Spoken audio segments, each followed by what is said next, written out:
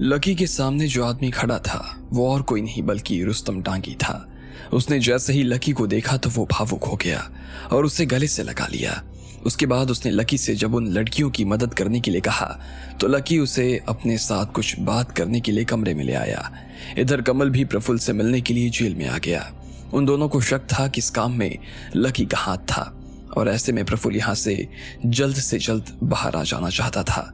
उधर अभिलाषा भी हैरान सी शिवराज के कमरे के बाहर खड़ी थी। जब उसे यह एहसास हुआ कि आज शिवराज इस कागज पर साइन नहीं करने वाले थे तो वो वहां से निकलकर सीधा अपने कमरे में आ गई।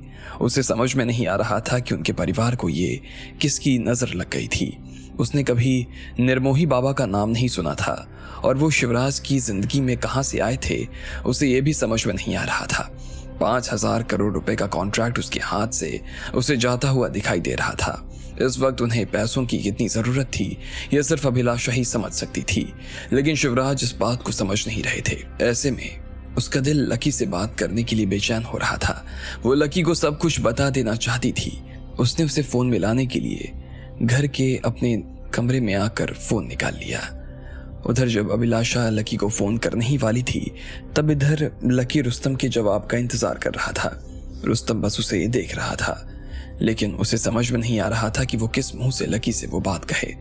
रुस्तम जी प्लीज, आप जितनी देर करेंगे इन लड़कियों के लिए उतनी दिक्कत खड़ी हो जाएगी, लकी ने कहा। सर असल में बात यह है कि मैं ही नहीं, हमारा सारा सीनियर स्टाफ ये चाहता है कि आप फिर से परिवार में शामिल हो जाएं। आप जब से घर से बाहर निकले हैं और जब से शिवराज जी ने प्रफुल्ल को हमारे सिर पर लाकर बैठाया है तब से कुछ भी ठीक नहीं हो रहा।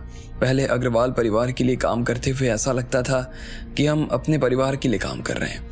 घर के किसी सदस्य ने कभी हमें ऐसा महसूस नहीं होने दिया था कि हम यहाँ के नौकर हैं, और फिर जब मेरी और बाकी लोगों की आपसे मुलाकात हुई तो हमें लगा कि हमारी जिंदगी बहुत अच्छे हाथों में है। लेकिन जब से प्रफुल्ल आया है तब से कुछ भी ठीक नहीं है सर। उसने क्या क्या किया है इसके बारे में मुझसे ज़्यादा तो आपको पता है सर। हाँ मुझे मालूम है, मुझे ये भी पता है कि उसकी मैनेजमेंट से कोई भी खुश नहीं है, बिजनेस ग्रो नहीं हो रहा, मैं ये भी जानता हूँ। लेकिन रुस्तम जी आपको पता है ना कि परिवार के कायदे कैसे हैं, कोई भी चाहकर उन्हें तोड़ नहीं सकता। और ऐसे में अगर आपने इतना सब सिर्फ इसलिए किया ताकि मैं फिर से वापस आ जाऊं तो ये मुमकिन नहीं है। आपको ऐसा नहीं करना चाहिए था, लकी ने कहा। रुस्तम के मुंह से इस तरह का कारण सुनकर लकी को सच में बुरा लग रहा था। भले ही मैनेजमेंट प्रफुल्ल के हाथों में था, लेकिन फिर भी रुस्तम को उसके साथ ऐसा नहीं करना चाहिए था। अगर उसे उससे इतनी ही शिकायत थी तो वो शिवराज से बात कर सकता था, या वो सभी लोग मिलकर शिवराज को चिट्ठी लिख सकते थे। लेकिन इस तरह की हरकत की वजह से लकी की नज़र में रुस्तम की इमेज कमज़ोर हो गई थी। लकी सर, मैं खुद भी नहीं चाहता था कि मैं ऐसा कुछ करूं। अगर मेरी शिकायत सिर्फ इतनी सी होती तो मैं कभी आपके पास आता ही नहीं, और ना ही इन लड़कियों को ढूंढकर इनके साथ में इतना बड़ा रिस्क लेता। आप मेरा विश्वास कीजिए सर, मैं जो कुछ भी कर रहा हूँ वो सिर्फ अग्रवाल परिवार और अग्रवाल ग्रुप ऑफ कंपनीज के भले के लिए कर रहा हूँ। इसमें मेरा अपना कोई फायदा नहीं है और ना ही किसी और का है। क्या भला हो जाएगा हमारी कंपनी का इससे, मुझे आप बता सकते हैं? लकी ने पूछा। सॉरी सर, वो मैं आपको नहीं बता सकता हूँ, लेकिन मेरा विश्वास कीजिए सर, रुस्तम डांगी कभी अग्रवाल परिवार के खिलाफ नहीं जा सकता है। वो कभी शिवराज अग्रवाल के और लकी अग्रवाल के एहसानों को भूल नहीं सकता है। और वक्त आने पर मैं आपको जरूर बताऊंगा सर कि असली कारण क्या है, लेकिन अभी मैं आपको वो नहीं बता सकता हूँ, रुस्तम ने कहा और लकी के सामने हाथ जोड़ लिए। लकी भी उसकी बात सुनकर गहरी सोच में पड़ गया। उसे इस बात पर पूरा विश्वास था कि रुस्तम जो भी करता था सोच समझ कर करता था। वो चाहता तो कब का इन कायदों को तोड़ सकता था, लेकिन वो बहुत ही वफादार आदमी था। ऐसे में अगर वो परिवार का कानून तोड़कर उससे मिलने आया था तो इसमें जरूर कोई बात थी। रुस्तम जी, आप मुझे साफ साफ कहिए कि आप मुझसे चाहते क्या हैं? लकी ने पूछा। सर, मैं चाहता हूं कि आपकी तरफ से हमें सिर्फ एक ऐसा वकील मिल जाए जिसे आपके ऊपर पूरा भरोसा हो। बाकी सारे वकील अग्रवाल परिवार का नाम सुनकर ही बिदक रहे हैं, लेकिन अगर आपका नाम पीछे जुड़ा रहेगा तो हमारा काम बहुत आसान हो जाएगा लकी सर। जल्द से जल्द सुनवाई हो जाएगी और जल्द से जल्द प्रफुल्ल जेल चला जाएगा, रुस्तम ने कहा। लकी फिर से सोचने लगा। ऐसा नहीं था कि उसके पास में कोई वकील नहीं था, वो आराम से अपने नाम से किसी को भी खड़ा कर सकता था, लेकिन इस चक्कर में वो प्रफुल्ल की दुश्मनी भी मोल लेने वाला था। इसके साथ ही वो अपने पूरे परिवार की नजरों में फिर से दुश्मन बन सकता था। और वो उस पर और भी तरह तरह के इल्जाम लगा सकते थे, लेकिन अगर वो ये काम नहीं करता तो फिर कोई भी इस काम को नहीं कर सकता था। परिवार का भला करने के लिए, अपने बिजनेस का भला करने के लिए उसके पास उनका दुश्मन बनने के अलावा और कोई चारा नहीं रह गया। लेकिन लकी को इस रास्ते पर जाना था या नहीं, ये उसे समझ में नहीं आ रहा था। इससे पहले कि वो रुस्तम डांगी को इस बात का कोई जवाब दे पाता, इतने में उसका फोन बजा। उसने देखा कि अभिलाषा का फोन था। माँ, मुझे इस वक्त फोन क्यों कर रही है? लकी हैरान हो गया और रुस्तम को बैठने का इशारा करके बात करने के लिए बाहर चला गया। हेलो। हाँ माँ। बेटा कैसा है तू? अभिलाषा ने उधर से पूछा। मैं ठीक हूँ माँ, लेकिन आप थोड़ा सा परेशान लग रही हो, बात क्या है? लकी को फोन पर ही इस चीज का एहसास हो गया था कि उसकी माँ ठीक नहीं थी। अभिलाषा ने जब लकी के मुंह से ये सुना तो उसकी आंखें भर आई। लकी इतना दूर बैठकर भी अपनी माँ और परिवार की इतनी चिंता करता था, और यहाँ घर में बैठे हुए लोगों को भी अपने घर की परवाह नहीं थी। बेटा, समझ में नहीं आ रहा है कि कैसे कहूँ, लेकिन आजकल दादाजी को कुछ हो गया है। अभी हमारी कंपनी के पास ऑटोमोबाइल डिवीजन में ना एक 5,000 करोड़ का टेंडर आया था। हमने भरा और अप्रूव भी हो गया।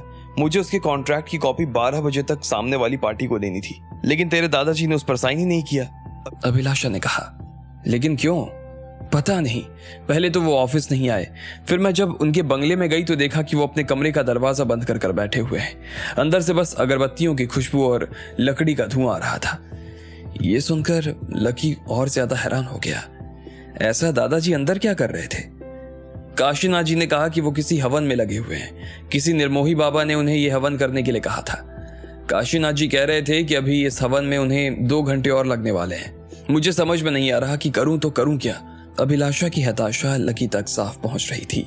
उसे पता था कि उसकी माँ कितनी मेहनत करती थी, चाहे घर हो या दफ्तर। वो अग्रवाल परिवार के सगे बेटों से भी ज्यादा मेहनत करती थी। उन्हें इस परिवार की जितनी चिंता थी उतनी चिंता तो किसी को भी नहीं थी। माँ, आप परेशान क्यों हो रही हो? आप अपना वीडियो इस्तेमाल करो ना, लकी ने अचानक उन्हें सुझाते हुए कहा।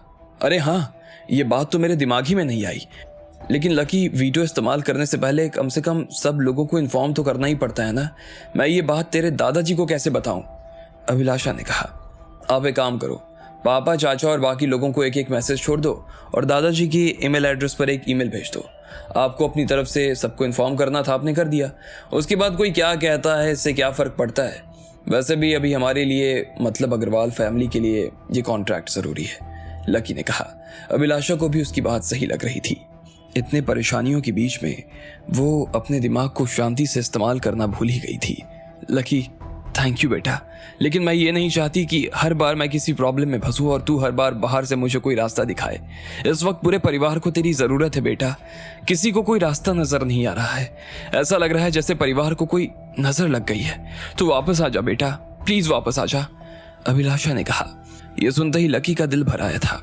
जब वो परिवार से अलग हुआ था तो उसका हाल बहुत खराब था और परिवार के बहुत अच्छे, लेकिन देखते ही देखते वक्त पूरी तरीके से पलट गया।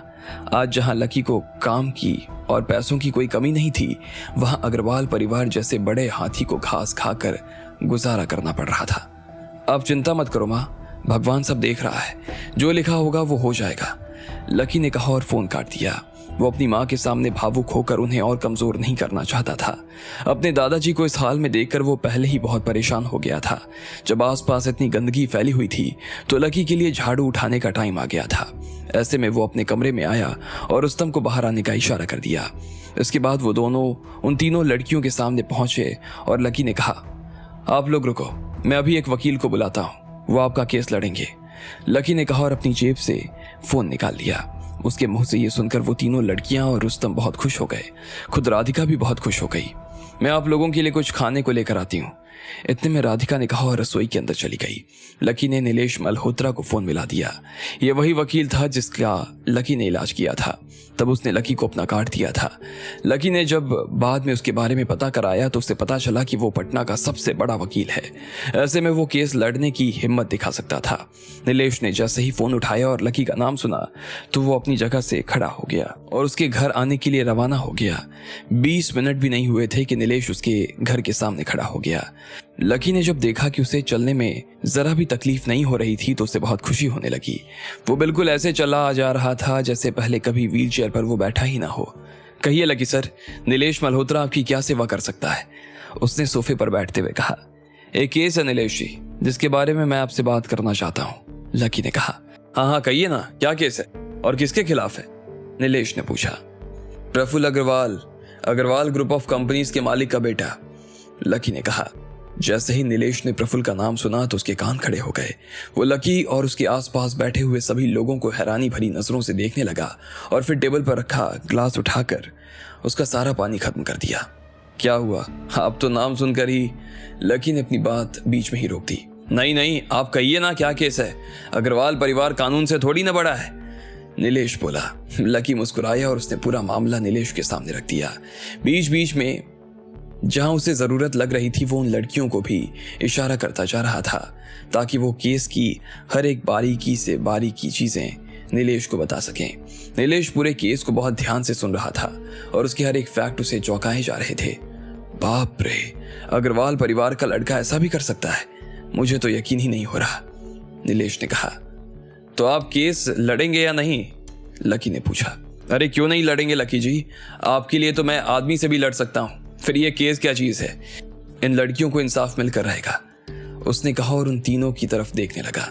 अब आगे क्या होने वाला था? क्या नीलेश प्रफुल्ल को कोर्ट तक ला पाएगा या उससे पहले ही वो गायब हो जाएगा? आपको क्या लगता है, क्या होंगे इन सभी सवालों के जवाब? कमेंट बॉक्स में कमेंट करके हमें जरूर बताएं और सभी सवालों के जवाब को जानने के लिए सुनते रहिए इंस्टा मिलियनेयर सिर्फ पॉकेट एफएम पर।